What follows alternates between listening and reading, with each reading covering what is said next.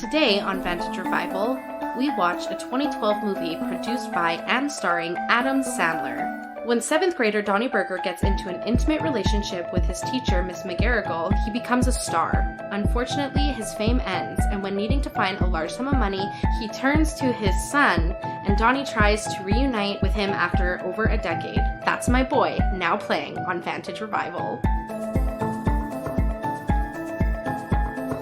So you don't like Adam Sandler movies? Or you don't, no, I'm going to rephrase that because you're going to get mad at me.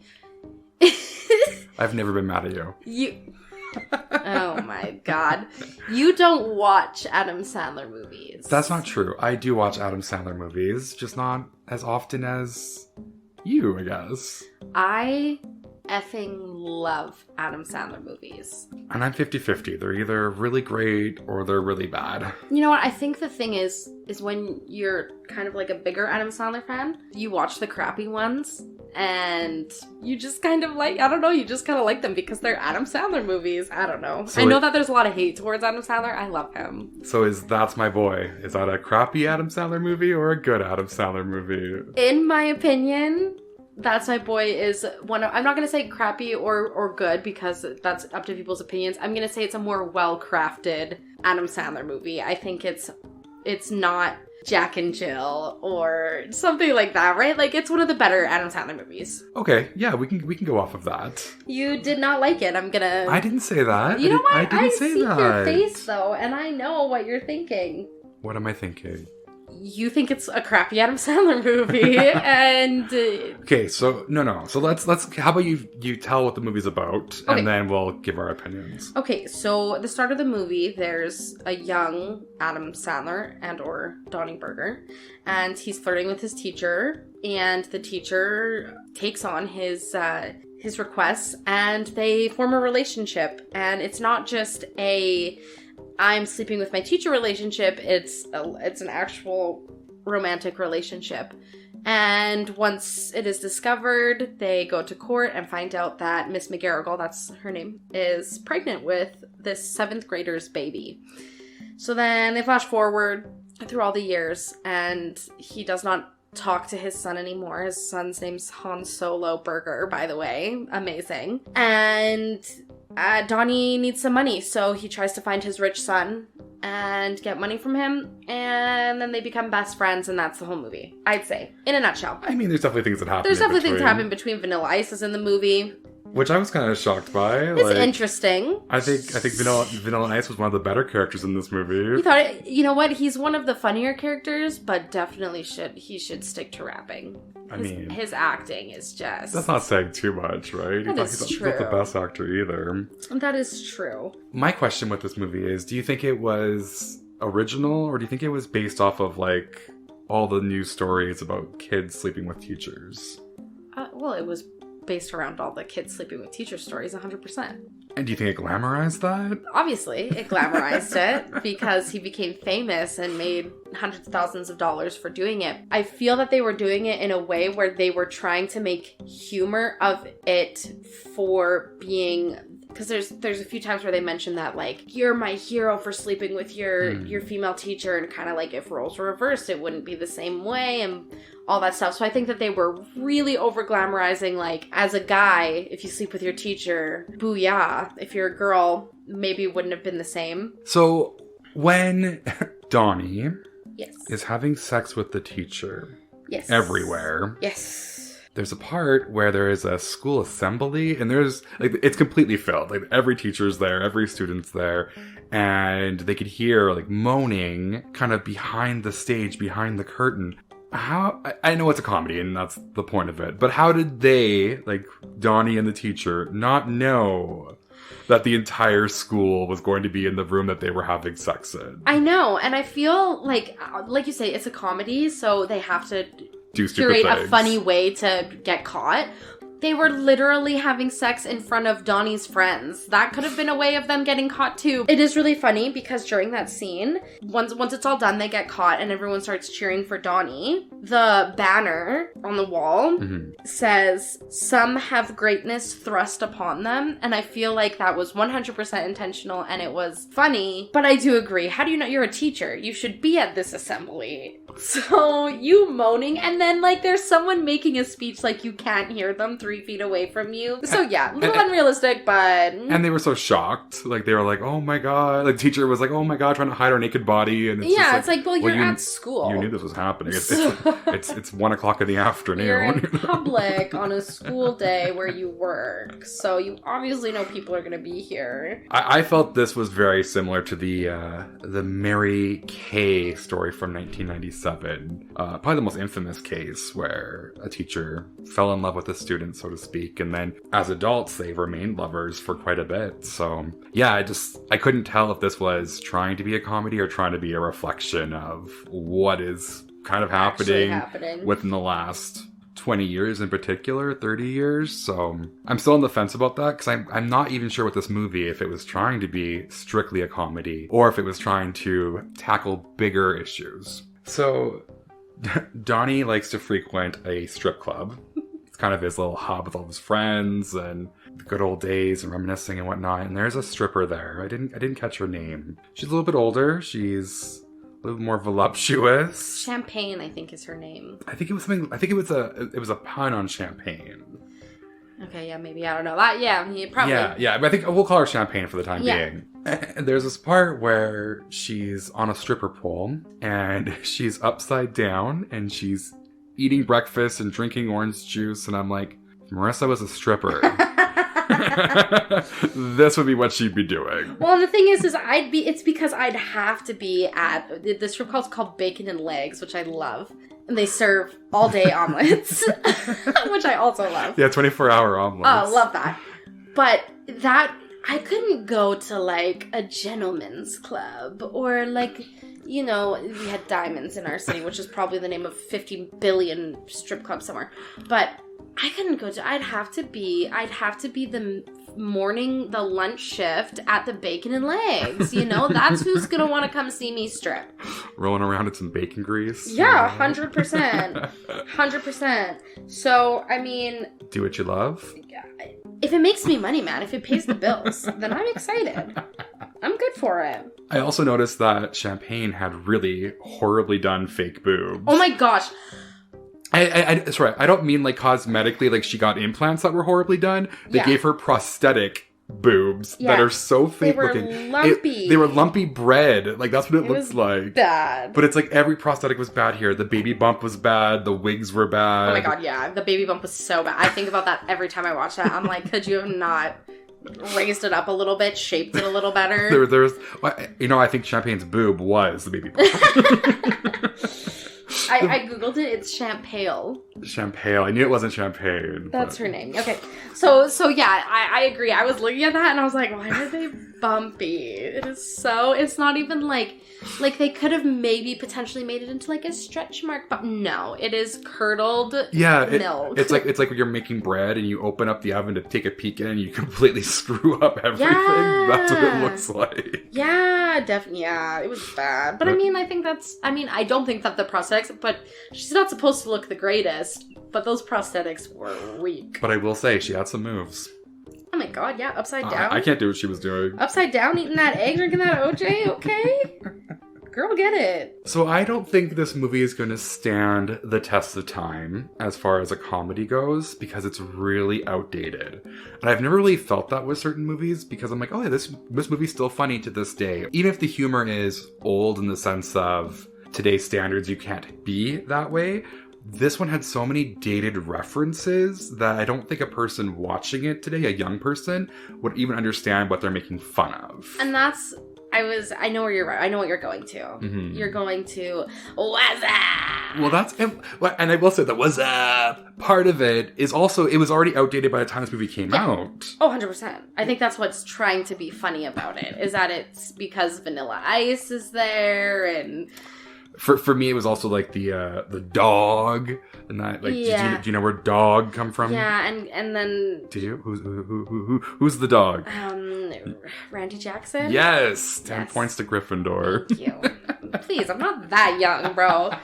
I'm going into. That's the sad thing is that I'm looking at life right now. And I'm like, oh my god, I'm actually so old. And the biggest one for me that I've been stuck on a lot lately, and honestly, so I have a coworker who's 6 years younger than me, so she's still like in her 20s, but and we're close in age, but our generations are completely different.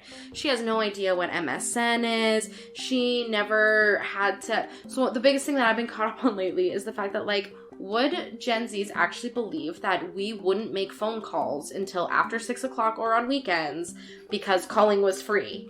Wait, aren't you a Gen Z? No, I'm a millennial. Very. Are you actually? Very close to not being a millennial. What? I don't think. There's no way. You're definitely a Gen Z. No, I'm a millennial. Are you sure? Mm-hmm. Okay, you continue. I'm going to pull up the dates of Gen Z. I ask this coworker all the time because I'm like, do you even know what this is? She doesn't know who's the girl? You were born 97, right? Mm-hmm. You are a Gen Z. You are the first year of Gen Z. That's not. I've Googled this 4 billion times. According to Statistics Canada, 1997 to 2012 is the Gen Z. You are not a millennial. You just missed it. These are your people. Your whole life just crumbles before you. See, no, because I've seen 1990. I've seen it till 1996, but then there was this one thing, or not one thing. There was multiple things. It's like my Aquarius Capricorn shit, where I'm on the cusp because something saying Capricorn, what I'm hearing is you just don't want to be a Gen Z. Well, no, let's be real. I'm not a Gen Z. I am not a Gen Z by any means, but. There's been multiple places where I've been like, no, it says 1997. There's been multiple videos that I've seen where it's been like, yeah, you're good till 1997. You're a millennial. Or yeah, you're a millennial. Anyway, whatever. Let's be real. I'm a millennial. Sure, I'm Gen Z. Wait, are you identifying as a millennial? No, I'm not identifying as a millennial. I'll proudly, I'm not proudly saying that I'm a Gen Z because Gen Z fucking sucks. I'm sorry. I am not. No. No, I'm a millennial. Anyway, yeah, so she doesn't know who Natalie Portman is. She doesn't... What? Like, Natalie Portman's like Thor and stuff. I know, but Natalie Portman was big back in her... I don't know. She was bigger back in the day. Yeah, she doesn't even know who she is. Didn't know MSN, doesn't know what ASL is, doesn't know what... yeah. BRB. Like, definitely never used T9 on a phone before. I don't even think she had buttons on a phone by the time she got one. Like, our generations were 6 years apart. Our generations are completely different in the sense where, yeah, she was only born... I was only 6 when she was born. But I've lived a completely different childhood than her. 100%, just based on technology and all that stuff, right? So, yeah, it is. I can't remember why we were talking about this. Why were we talking Randy about... Jackson and the references in this movie. What's up? Yeah. So, and that's the thing. I know that, like, me watching and the dog and the what's up and all that stuff, you're right, it's that timeless humor, but it is funny to me because I recognize that it's trying... That's who Donnie Burger's trying to be, is, like, holding on to his past. Everyone's bringing back what's up. It's so funny. Ha ha ha. But yeah, like, her being 20. She'd have no idea. She'd have no idea what it's even from. Funny. And it's not funny to her because why are they doing that? They would just think that it's a stupid thing that they're doing in the movie. They're all crazy. Right? And so the humor has to... You're right. It's not going to be timeless because it is basing a lot of references. Like, honestly, I guarantee you she does not know who Vanilla Ice is. No, no way. There's no way that any 20-year-old or under knows who Vanilla Ice is at this point. So is bringing Vanilla Ice in even funny? Because that's something funny where we're... Well, and this came out, 2010, I believe? 2012. 2012? Okay, yeah. So, I mean, and with it kind of bringing it back to the 80s and 90s and having Adam Sandler be that age group, I think that it does really highlight the fan base that would know who Vanilla Ice is. Like I said, I don't think it will ever... This movie is probably already forgotten about. I don't think it's on anyone's top 10 list of comedies. Oh, yeah, and within the next couple of years, it'll be like... That's My Boy? Like, I never saw that movie, you know? I'll always remember That's My Boy. I've seen it so many times. Love it. Love it, love it. I'm pretty sure I watched it like last month. So, Donnie's son, he named him Han Solo from Star Wars. Yes. And he was embarrassed by that, so he changed his name to Todd. Todd Peterson. And I get it's kind of the joke of that he wanted to be, you know, plain and normal, but they picked Todd. Like, I was like, really? Who would actually? Yeah, who would actually pick Todd? And he picked Todd. If you could change your name, what would you change your name to? Oh, this is a good one. I've thought about this a lot. Oh man! Tomatoes. Speaking of old jokes that just aren't funny anymore. You put a smile on your face. Let's bring up them tomatoes. Now, let me explain quickly. I have a Demi Lovato tattoo. You're supposed to be proud of it. It doesn't sound like you're proud of it right now. Okay, I got it when I was 18, which was almost 10 years ago. Let's just say that. I was really proud of it for the first 9 years ago. 9 years, honestly. Then she started saying that we can't call green things in the sky aliens because that's mean to aliens and we have to call them ETs or extraterrestrials. And I instantly booked an appointment to get this fucking lasered off. Like, I didn't, but like, are you kidding me? She's gone crazy. What is happening to you? Like, you're blowing my mind today. You love South Park, you hate Demi Lovato. Like, what is happening? I've been saving all this stuff for you, for the podcast. I like raw reactions. Yeah, no, don't like her anymore. So back to the question, if you could change your name to anything, what would it be? Demi, just kidding. Long story short. I would probably say something like kind of old-timey.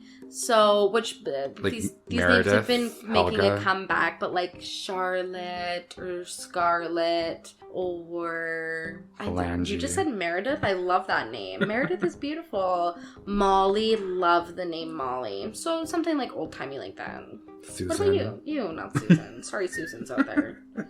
But not Susan. I mean, I've been pretty lucky with my name, so I never really thought... Actually, that's a lie. I one time I thought of changing my name, and I was like a kid, obviously. I really wanted to have David as my name. You wanted to be David. Yeah. But I think it's more because I had a crush on a kid, you know? And his name was David, and I'm like, I should be David. And like, yeah, no, I'm not changing it to David. David, your name is D'Artagnan. You have one of the coolest names, and you wanted to go by David. Yeah, I know it's sad. Oh, my lordy. I regret it already. But it's funny, actually. I was, like, when I was first born, my parents said, yeah, we're going to name her Kelsey, like, when I was born. And then they went to go write my name on the birth certificate. And my dad's like, no, it's Marissa. Don't write down Kelsey. Don't write down Kelsey. So it's always been a story that's in my mind. So when I was in elementary school, I was like, you know, when you're in school and when you're younger and your parents tell you, like, oh, yeah, we were choosing between D'Artagnan and David, right? And then you're just like, you picked D'Artagnan? I could have been a David. Like, no matter what that other name was, you wanted to be the other name. You were so pissed that your parents didn't pick that name for you. So that was me at school. I wrote everything down. My name was Kelsey. Kelsey. And my teachers would write notes home being like, she has to stop signing her paperwork Kelsey. Kelsey does not exist. Now, as an adult, I spent so many years wishing that my name was Kelsey instead of Marissa. And now as an adult, I realize I am very happy with my name. And I do not like the name Kelsey. Sorry, Kelseys. This is going to be very controversial, I feel, me saying this. Uh-oh. I think the worst part of this movie was Adam Sandler.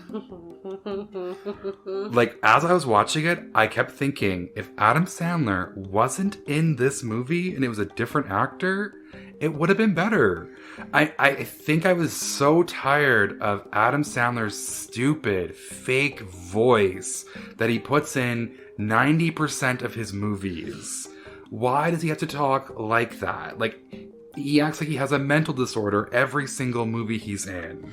Well, because some of the movies he does actually have a mental disorder, but... Well, because you can't keep that accent up and pretend you don't, you know? Yeah. But this movie didn't need that. He could have just been this guy living in the past without a mental disorder. But I think he had to have something wrong with him. Maybe not his voice, okay, but he has to have something wrong with him. He was abused as a child. He didn't have parents. Don't come at me. He didn't have fucking parents, D'Artagnan. He didn't have parents. His dad punches him in court, and the court does nothing. And then gets fucked by his teacher in the 7th grade, gets pregnant, has to take care of a baby. It's not even a baby. It's by the time he gets that fucking kid, that kid's half his age, and he's trying to fucking take care of him, feeding him candy all day, and you're fucking trying to say that he's not going to be mental when he grows up? But even the child actor that played him as a teen didn't have that stupid voice. Yeah, because so he developed. Abused. He obviously abuses alcohol. Okay, that could be a sign of alcoholism. He obviously abuses drugs. Look at him. Fine. Thank you. That's my freaking thought. Fine, I'll give him his voice, but I still feel if anyone else had played this movie, it would have been a better movie. No. Why couldn't he just... He produced it. Why couldn't he just stay the producer? Why does he have to act as the main character in all of his movies? Because he's Adam Sandler, bitch. Because he can, and he's awesome. You know what? No, as an Adam Sandler fan, even I, by the end of the movie, I'm like, oh my god, the voice is too much. But so I wasn't wrong. No, you're not wrong. And it's not like the whole time I'm annoyed. It's like after the hour and a half, you're like, okay, I'm ready for this movie not the movie, I love the movie. Ready for this voice to be over. I had a question, but you kind of already answered it for me. Because Todd has a back tattoo of New Kids on the Block that he got when he was in grade 3, I think. Yep. So now that he's grown, it's stretched and like their foreheads are huge and whatnot. And I was going to ask you if you have any tattoos that you regret.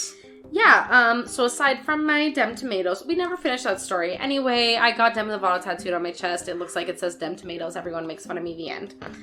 So, aside from Demi Lovato tattoo, obviously my husband's name, you wanted me to say that. You wanted me to expose myself on the podcast. You had to ask that question, didn't you? I have my ex-husband, I guess, his name tattooed on my hands. Yes, ex-husband, congratulations. Thank you. That one I gotta either remove or cover up ASAP. The ones on my fingers, I'm actually emailing right now about getting sessions for laser tattoo because I'm sick of looking at them. To remove them? Atrocious to remove them, yeah. Because when you first got them, you were so trying to sell them that you were so happy with them. Yeah, I was trying to sell that I was happy with them. Because they've always looked bad. They've always looked terrible. I'm pretty sure, I posted on Facebook when I first got them, I'm pretty sure it says, they're not done great, but they're mine and I love them. Yeah, they've never looked good. The only one I've considered keeping because it can easily be rearranged is the heart. And just having the heart with no other crap would probably look cute and save me some money for laser removal. But my oh my, the worst part is they were thin, dainty little tattoos when I first got them done. And then 2 artists touched them up. And they've been touched up? Yeah. Yikes. Yeah, so that's why they look like this now. Because the art that I had an artist do some work from home, the guy who did the Lotus, and he redid it. He was high while he was doing it, and he traced them so thick, and he actually did a blowout in this finger. So now, they probably would have one session, they would have been removed. Now it's probably going to take 3 or 4 to get these things removed. So just quadruple the money to get them removed. So yeah, there's more, but... Those are the big ones. Those are the big ones, yeah. I definitely would have not gotten half of the ones that I have now, but I like tattoos, but I like them cheap, so it's what you expect, it's what you get, it's what you pay for. Well, speaking of stupid ideas and pain and needles and all that stuff, there's a scene in this movie where Donnie wants to give Todd a keepsake or a family heirloom, and it is a earring from the 80s of a feather or something. But Todd doesn't have his ears pierced, so Donnie volunteers to just put it on as is, which creates kind of a mess as expected, if you don't do it properly and take care of a piercing. Yeah. 20-year-old earring, yeah. Pushing it in, it's going to hurt. That reminded me being of 10 years old and going down to Shoppers and getting my ear pierced. That's what it felt like to me. You went to Shoppers and got your ear pierced? Well, I can't remember what it was called. I grew up in a small town. We had a pharmacy. And it was pretty much a Shoppers. I think it was called Medimart. I can't remember anymore. It's been so long. But yeah, that's where I got my one ear pierced. It was potentially going to be both, but then I cried so much. I had a hissy fit. How old were you? I was probably 10. Yeah. Because, like, everyone that was cool had their ears pierced, and I was like, I need to be cool. I need to find a way to get some credit. So I'm like, I'll do this. How cool would it be to have my, you know, my gemstone as my earring, you know? And no, I did not know that. Yeah, so I got the gun, and I cried, and then they said, maybe we should just do the one. And I was like, yes, we should. Only do the one. Did you only pay half price? I don't know, my parents paid. It was a long time. I was 10. Yeah. Oh, sorry, I was just asking. I was trying to be funny, whatever. Okay, you know what? Whatever. All I know is that I had my ear pierced for maybe a couple of months, and then it grew over. I'm like, I didn't like it, so. Oh, man, yeah. My ears will never close up, A, because I got them when I was so young, B, I stretched them out real far, and now they're just little cat buttholes in my ears forever. God, you're so beautiful. The best part is nobody can see what I look like right now, and if they've seen me, they've seen Cheeto dust on my sweater. There's a part where they're playing baseball. Okay, I just have a funny story about this. Yeah. Just complete throw in here. They're playing baseball. Donnie is just absolutely whipping these balls at old ladies who are jumping across the field, toddlers who are catching it no problem, and Todd is scared because he never played sports as a kid. He was anxious about catching it, and he gets whacked in the face, and then everyone's mad at him because he's not playing the ball. Whatever.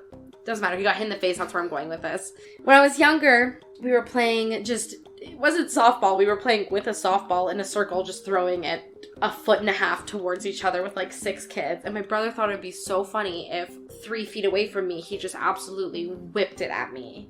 A softball, you know, they're not soft. No, and they're big. Regardless of the name, they are not softballs. So he whipped it at me, and it knocked me right in, like, what is this, the windpipe area? Yeah. And I was like, I don't feel good. And I just remember there was this set of stairs to go up to the kitchen from outside. And it was one of those steep ones. Like, there's like 20 stairs to get you up to that top balcony to get to the kitchen. And I just remember the whole time I'm stressing. I'm trying to run upstairs because I see everything is starting to close in on me. I'm terrified. I get up, I whip the door open. All the parents are there, and I just go, John hit me. And I pass out, and I knock my eyeball off. Oops. Your eyeball just fell off. I knocked my eye off the side of a chair. I passed out on the ground. I remember hitting the chair, and that's all I remember. And then Lord knows how many minutes later, I was like moved across the whole kitchen to the dining room to this bench. And I wake up, and everyone's hitting me and throwing water on me and all that stuff. All because my brother wanted to be funny. All because my brother wanted to be funny and throw a softball at me. Siblings. Siblings. They're kind of horrible. Yeah. Especially when you're kids. I feel like kid siblings are just mean sometimes for the sake of being mean. Oh man, I've thrown a lamp at my sister from top of the stairs. So I mean, yeah, so it's like you paid your dues as well. I did, 100%. I didn't knock her out though, jeez. But it could have happened. That is true. Well, speaking of sports, they go bowling in the scene, and they like dive into the pins, but the pins didn't look like regular pins. Have you ever seen that? I've never, literally, my notes say, these are the weirdest bowling pins ever. Like, yeah, so like a regular pin kind of has like a big base, and it has like a bottleneck, and then it has like a little pimple top, right? Yeah. These were like straight. But they weren't straight. They were like, imagine you've got like a cone, like an ice cream cone that's like smooth. On top of that, then you put another ice cream cone. No, they were just weird. Yeah, it was like, you know, I'm going to draw it for you. I know that nobody can see this. Yes, show the viewers the drawing. It doesn't matter, really, because they're weird as fuck looking, but they were like... Then they were like, straight. Oops. But straighter. You know, it was kind of like a milk carton. Yeah, like it was very weird. And I don't understand because I think the point of the ones that we're accustomed to seeing is because of the weight distribution, so that if you knock one, you're not constantly getting a strike because it's rolling backwards, right? Yeah, it could kind of roll back into place. But these ones, you could literally probably just get a strike every time because when you knock them down, they're all just going to roll around everywhere. So it's kind of pointless. Well, maybe that's what it was. Maybe there's some sort of like kid version or an easy version that we just don't have in Canada. Because I mean, I bowled a lot and I've never seen those. I know, like I bowl a ton. Well, recently I've been bowling a ton. And yeah, those I've never, not 5-pin, not 10-pin, I've never seen anything like that other than that movie. Weird. We literally watched a bowling movie last season. We did. And we have not, weird. I want to talk a little bit about, again, the storyline of this movie. I felt there was an issue because the big part of the catalyst as to why Donnie wants to reunite with his son is he needs money. Yeah. He needs, I think it was $43,000. Yeah, it was up there. For back taxes that he had not been paying. And if he didn't pay it by this Sunday kind of thing, he's going to jail. So he has this plan of reintroducing himself into his son's life and then have it being videotaped of him visiting his mom in jail. But they didn't really go into too much details about that. And there was a point in the movie that I kind of forgot what the point of the movie was because it was so focused on like Todd's wedding and oh my God, Donnie's weird. And like, it was like an hour of that. And then I was just like, is the story about the wedding? Like what? I honestly forgot what the story was about. I thought it was about the wedding. And then they go to jail to visit his mom and the cameras are there. And I literally said to myself, where'd those cameras come from? And like, that would never work in real life that a whole crew could just sign in and like record that. That's not how jails work. But I was like, what's happening? Why are they here? But it was so disconnected from the first like 5 minutes of the movie to being like the last 15 minutes that they brought the story back. And I was like, oh, that's a missed opportunity to have more interactions with Donnie interacting with the production company or even having him, regret what he kind of signed up for and maybe have him look for money in alternate ways. Even with Todd's new family, like maybe ask them for money or whatever it might be. They never did that. So I just felt like, again, if this is the point of the movie, he needs the money. Not the only point, but a point of it. It didn't really utilize what their plot was. So in my opinion, the money and visiting the mom and all that stuff, I don't think that was the main purpose of the movie. Like, obviously, that's the reason that he reconnects with Hans. But I honestly think the main purpose, and I think we see this at one specific point, is that the second he gets there and he sees what kind of hoity-toity, gross bitch his fiance is and the family is and the whatever, I think that's when he's like, no, it's more important to get Hans back in my life than to try and get money from him, right? Obviously, because he says, I'm not here for money, which he could have just asked for money if he can't, whatever, right? But I think the biggest part where that is like meant to be the main topic and we're not really supposed to remember, we're supposed to remember obviously, but we're not really supposed to remember is when the book thing happens, when he reads it and it says to Hans, call me, I've missed you. So yeah, obviously if it didn't flow for you very well, that's not a good thing. But I don't think that the like IRS thing was a huge part of the movie. No, and again, the whole point was this father-son dynamic and finding that love for each other. That was the point of the movie. I just felt as that is the plot beginning as to why he's there. The fact that I literally forgot, even though there's no reason that I should have forgot, it obviously wasn't strong enough as a plot point to carry the film. If you removed the IRS thing, there's almost no difference to the plot. Because the ending would have still happened the same way based off the Shane. Yeah. So there really was no need for that. That's why I'm saying, as far as a movie, for that to be the catalyst as to how he finds his son again, it just wasn't very strong. And that kind of knocks it down a few for me. Yeah, there could have been... Well, I mean, the thing is, too, is there's a lot of different things that they would have to replot if... Like what? Well, the reason that he's going to see his son in the first place is because his son's rich. If he didn't need to pay a large sum of money, he wouldn't have tried to hunt down his millionaire son to try and... But it easily could have just been the pamphlet he found of the wedding, because he did. He saw the wedding's coming up. It could have just been like, oh my God, I want to see him and give him the earring. Like, they could have... But that's the thing, I don't think that... It's an Adam Sandler movie, that could have been the plot. Okay, well, it could have been, but I feel like adding in the IRS thing was a way to bring in the mom at the end, which I think was, I don't know, I don't think it was necessary. The jail scene? Yeah, I don't think it was necessary to have that. I will say that I loved that Susan Sarandon was the mom in the jail. Like, when I saw that's who it was, like, she looked so hot in this movie. Okay, but you know that young version of her. What? That's not Susan Sarandon. No, that's her daughter. What? Really? I did not know that. They're in tons of movies together because they look exactly the same. That's so funny because I was really like, they did really good with the casting here. I'm like, that looks like what could be her as an older lady. And I'm like, what? So that's crazy. Yeah, that's her daughter. And yeah, they do a ton of movies together because they know. They're like, yeah, I'm going to be the young version. She's going to be the old version. Sign me up. Well, that's perfect then because it worked. I fell for it. Yeah, love them together. I do love them I love them. So I did kind of relate to this movie a little bit because I reconnected with my father after many years, and it was 27 years to be exact. Wow. Yeah, that's literally a lifetime for some people, right? So it was weird because I don't want to say I felt jealous of this movie because that's a weird thing to say. Yeah. Because I mean, I wouldn't want anyone's life in this movie either, but anyone's really? Whose life? Or maybe Susan Sarandon's.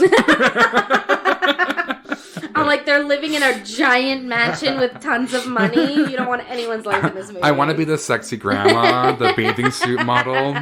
But I wouldn't want Donnie's or Todd's lives, obviously. But it made me, again, not jealous, but a little bit sad because when I reconnected with my father, it didn't change anything. Yeah. There wasn't any truth to it, it felt. And there was no happy reconnecting. There wasn't this, we're gonna go for coffee every week and I'm gonna teach you how to ride a bike. You know, there was none of that. And after I met him, he did say that was going to be, you know, this is going to be the start of our new relationship as whatever we are, father and son or friend and friend, blah blah. And then radio silence, back again, you know. And I reach out, not expecting anything, but I'll reach out and be like, Merry Christmas, Happy birthday, but I get nothing. He responds to those things sometimes. But like, it's my birthday, nothing. If it's Christmas, I'll never get the first message. It has to be me saying it.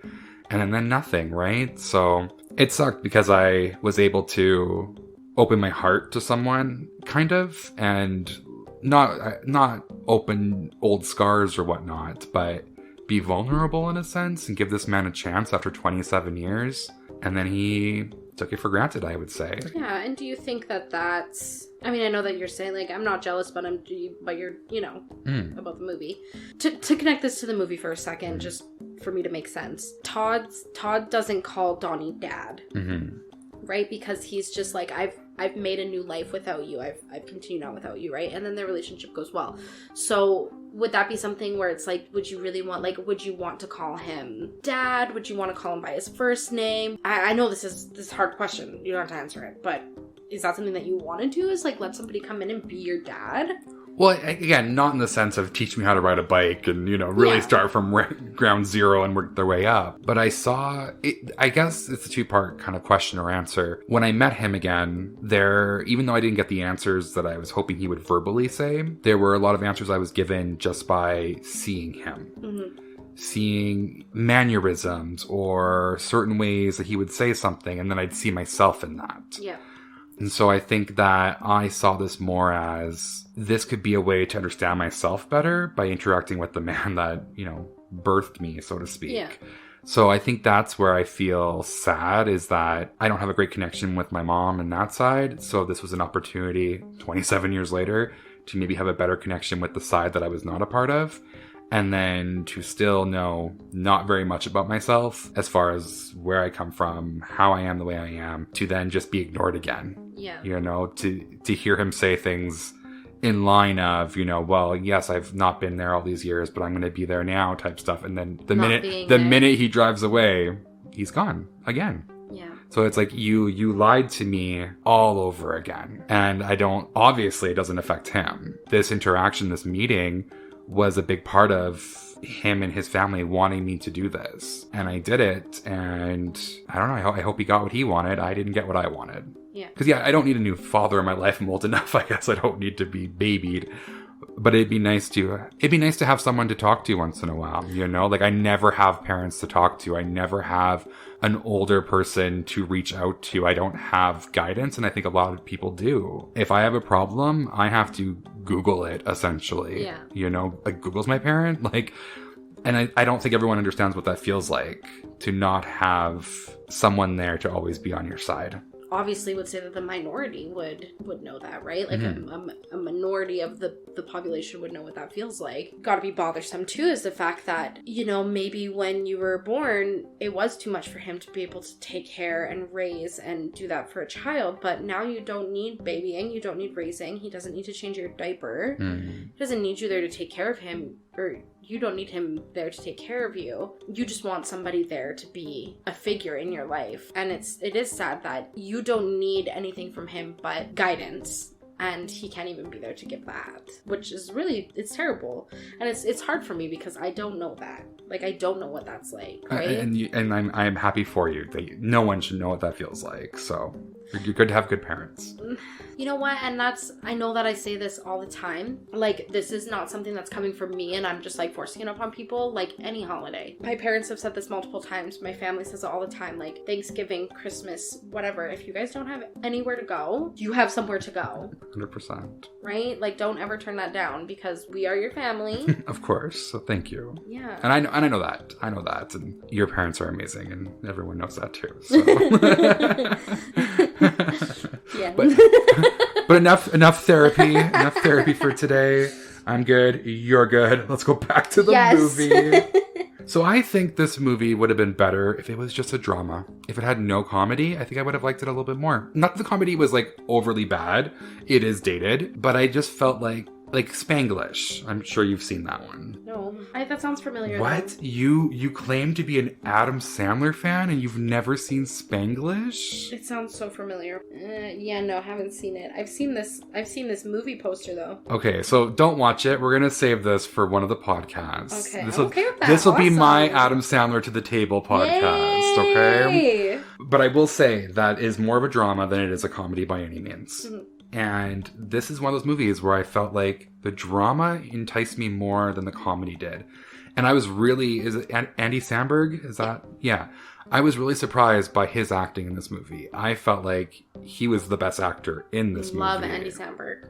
And I only know him for comedy and stuff like that. And yes, this is a comedy, but his drama and the scenes where it's needed is real. Love Andy Samberg. So again, I wish this had been way more about that family dynamic, even being more sad about the mom being in jail. Like, they kind of glazed over that, like, oh, I don't visit her anymore. Like, okay, let's do it. Like, it could have been sadder. And I feel like if this movie had been sadder, family, that I would have enjoyed it so much more than what it was. Because the humor is so outdated. And I feel a lot of it was like shock humor. You know, it was a lot of like derogatory terms, the stripper stuff, you know, very sexualized jokes, which is fine. But when you hear it every couple of minutes, it does lose the shock value of it. Yeah.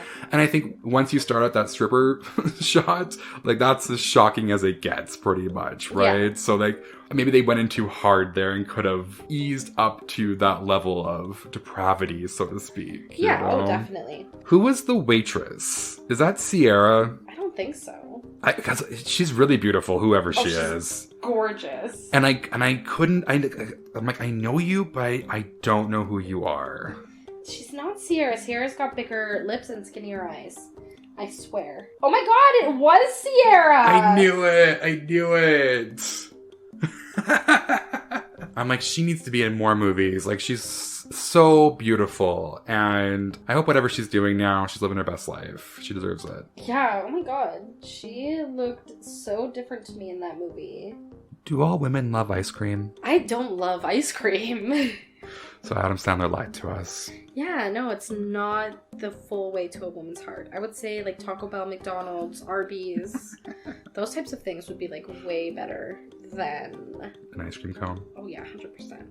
So coming into the end of the movie, they have this falling out when Donnie and Todd are at the penitentiary and the reality show shows up. Todd finds out it's all a ploy, whatever. So Donnie goes back to the house to try and pack up all of his stuff, and he overhears Todd's fiancée, Jamie, we've never even mentioned her, Jamie, on the phone with what appears to be Todd's boss saying like, why'd you call me? Todd can't find out about us, blah, blah, blah. Donnie goes to the rehearsal dinner party, explains that he heard that Jamie was cheating on Todd. Jamie says this fake story that she was trying to get their wedding in the paper. And then Jamie... Well, we don't know it's fake. It's It's the idea that it is real. Yes. And then Jamie and Chad, who's her brother. Well, we will say first, that Todd is mad at Donnie for accusing her of Correct. these things. And that kind of ends permanently that he's invited to the wedding. It's over. Go home. That's important for this. So. Yes. Then it's, they're going to go home night before the wedding. So Jamie and her brother Chad decide to take a car into the city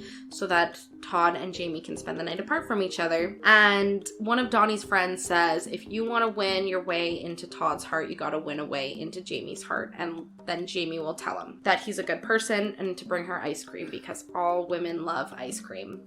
We don't, but it's fine. I'll eat it occasionally. It's not the best. So he goes to the hotel that they're staring at and he hears that Jamie's having sex with somebody who is not Todd. And he climbs around the window and sees Jamie having sex. And he says, oh man, I bet I know who that is. It's gonna be your boss. No.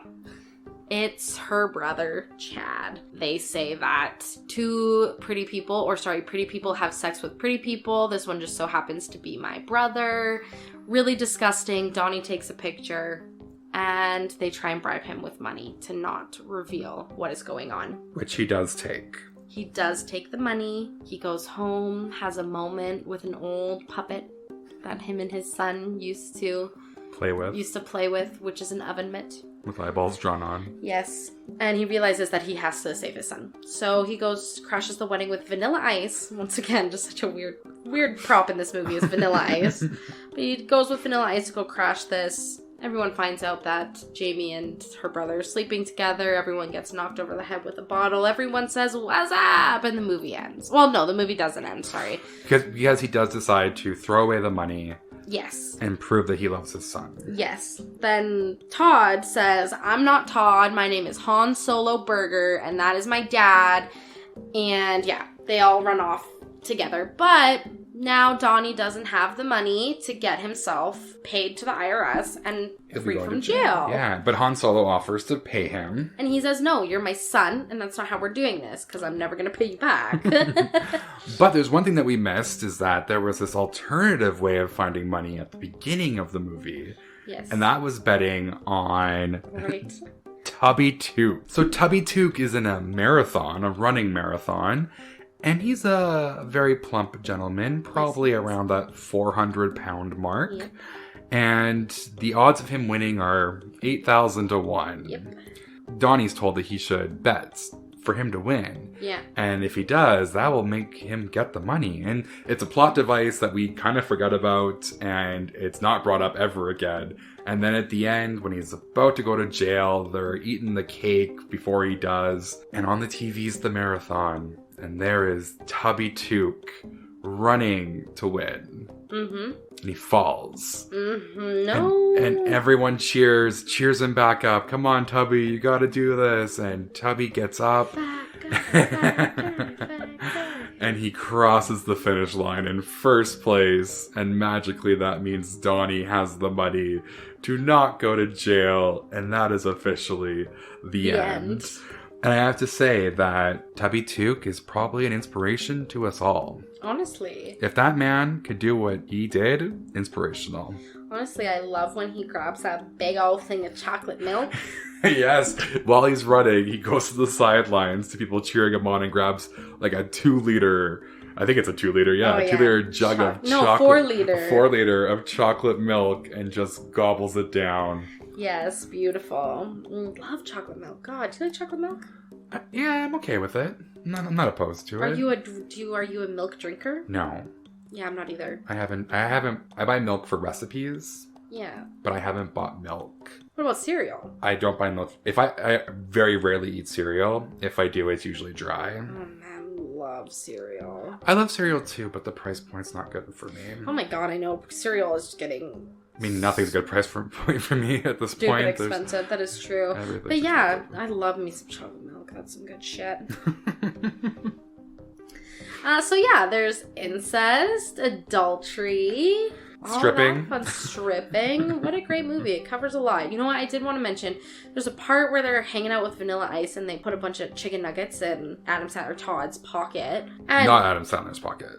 No, Andy Samberg is what I meant. So Todd, the son's pocket. And then they're drunk and they run away. Blah, blah. They get back to the house later and Todd goes, oh, I'm hungry. And he goes, check your pocket. And there's a chicken nugget pocket. So I just remember the Snapchat that I have. Definitely can find it. And it's me at work. And I'm just like walking around casually. And then I go up to people and I'm just like, nobody would know that I have a chicken nugget in my pocket. And I pull a chicken nugget out of my front pocket. And I eat it, and I had it in there for like a good amount of time because I wanted to play the game of that's my boy, and I have chicken nuggets in my pocket. And I left it in there for probably like 15 minutes, and then I was like, I'm gonna go eat this chicken nugget now. Well, I'm proud of you that it was just 15 minutes. It could have been longer. I could have washed it with it and it still could have. ate it. Ew, Whatever. that's gross. Does that surprise you? No. Okay. So like every movie, we have a rating system out of 5. We have 5 categories with 3 points each. And the first category is Edge of Your Seat. What did you give this one? I gave this movie a solid 2. I don't think I have much to say about that edge of seat. I mean, it's not like you're on the edge of your seat to figure out if Donnie's gonna go to jail or not. You're more so just seeing where this relationship is gonna go, what the next crazy thing that Donnie's gonna make Todd do, like throwing up and jizzing on the wedding dress the night before. He didn't make him do that, but I mean, he wouldn't have been the person to go out and get drunk. They were at a spa day, right? That's fair. I also gave it a 2. I think that it was overall predictable what was going to happen, especially when it was the end of the wedding type scenes. The tubby part I kind of forgot about, so I guess that was kind of like, oh yeah, that was a thing, you know? Shocking, yeah. Yeah, so it deserves a 2. Awesome, love that. Okay. Next we have acting. So this one, I gave a 2. You're very generous. Really? Okay, here's the thing. I'm biased against Adam Sandler. Love Adam Sandler. Think he's a great actor. Do I hate his voice in this movie after an hour and 30 minutes? Yes, but I love him. Think he's a great actor. Andy Samberg? Love him. Great actor. Susan Sarandon? Great. Who else is in this movie? Well, like the priest, huge actor. The dad, Harold, huge actor. Huge, great actors. What really brought it down for me was Vanilla Ice. And I thought Vanilla Ice was decent for what he was expected to do. No, I thought Vanilla Ice was terrible. Honestly, okay, no, I said Susan Sarandon, but I hate those. Like, I love those two, but I don't think that Susan Sarandon is the greatest actor on the planet. I mean, she was only in it for 4 minutes. I know. Tops. I know, but and she was just a sex symbol in this movie. I don't love her acting, but I love her. Don't get me wrong, I love her. Who else was a bad actor? Oh, I hated Chad. I think that he was supposed to be like, you know, obviously he was supposed to be that person. A meatball head, yeah. I just don't, I didn't like that. Anyway, it's a 2. Fair. You take it. I gave it a 1. I gave it a 1. Because your movies can't be on the top, so... That is not fair. I go back to Hairspray, Catch Me If You Can, so stop. I have rated your movies. You can only go back to those 2 movies, because it's the only 2 movies that you've given... And which ones have you given mine high scores for constantly? Which ones? You probably can't even name 2. That I've given you high scores for? Yeah, name 2 movies that you gave me. The one that we just watched about the fetuses in the I wouldn't call that a high... I wouldn't call that a high score. I gave Urban Legend a high score, not the new one, first season's Urban Legend. I gave high score. I just gave a high score to the one we just watched the other day. But you can't remember what it's called. No, I can. So I stay with what I say with. It's a 1. And that 1 is strictly for Andy. If every actor was played by Andy, it would have been a 3. Okay. Next is script. I kept it in the middle, and I also gave it a 2. You don't like the way it flows, which is fine. That's you can have it your way. But I don't. It's not anything spectacular. It's not anything terrible. Which is what you started off. Adam Sandler movie. You started off saying that, right? Yeah.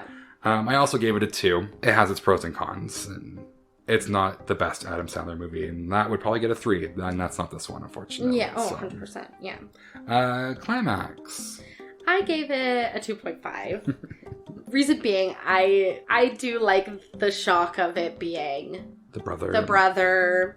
I do like I I do like the son finally being revealed, the boss's son. Oh, yeah. The boss just talks about the son being some, like, pothead reggae guy who he can't, and it's just, it makes me laugh. So honestly, I think the ending is the best part of this movie. I really like it. Maybe not like the bar scene, but the wedding for sure is just, like, funny. I like it. I would say probably very similar reasons. I gave it a 2. Mm-hmm. Yeah, no, okay, I'll take it. Yeah, see, there we go. And last, would you watch it again? Obviously, my answer is a 3 because it's Adam Sandler. I gave it a 2. Yay, I love when you give Would You Watch Again a 2. You've never given it a 3, but you'll always give it a 2 and I'll take that. Again, Hairspray, Catch Me If You Can, got 3s, okay? I watched Hairspray last week. No way! I did. I watched it again just for fun. So I'm so happy! Yay! So I owned up to my 3 and I did watch it again. Good, love that. Oh, well, I learned a lot today. Today was good. Today was good. Nice Loved it. Little therapy session. And... Yeah. By the way, my total was 11.5 out of 15. Oh yeah, I forgot about that. What was mine? 2, 4, 6, 8, 9. Nice. Oh, you know what? I'll take that. So what's that? 20.5? Is it what were we? 20.5. Yep. You know what? Not bad. I don't know where it is in the standings. And I will say, I am not a mathematician, so the fact that I counted that fast, that quickly, I am on par. Beep, beep, beep. Thanks for listening to Vantage Revival. Check out our social media pages and listen every Tuesday and Friday for our newest podcast. Share, comment, subscribe.